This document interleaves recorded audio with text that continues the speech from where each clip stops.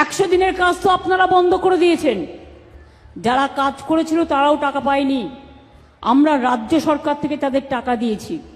তারা দিল্লিতে গিয়েছিল গরিব মানুষগুলো আন্দোলন করতে গিয়ে, তাদের সবার বিরুদ্ধে এফআইআর করে দিয়েছে।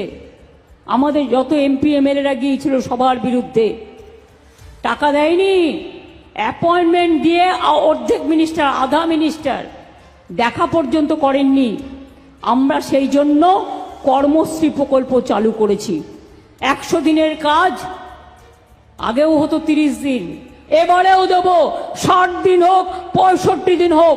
আগের বার আমরা 77 লক্ষ জব কার্ড হোল্ডারকে কাজ দিয়েছি। এবং আমি বলছি পরিযায়ী শ্রমিক যারা আছেন তাদের পরিবারদের বলছি, ওদের বলুন চলে আসতে। বাংলায় কাজের অভাব নেই, চলে আসতে বলুন।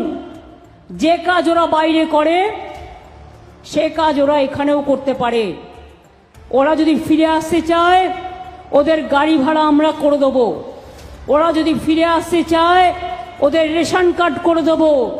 ওরা যদি ফিরে আসতে চায় ওদের স্বাস্থ্যসাথী কার্ড করে দেবো। ওরা যদি ফিরে আসতে চায় আমরা ওদের কর্মশ্রী প্রকল্পে ইমিডিয়েট জয়েন করাবো, জব কার্ড তৈরি করে। তাদের পরিবার, তাদের ছেলে মেয়েদের স্কুলে ভর্তি করে দেবো। চিন্তা করার কোনো কারণ নেই।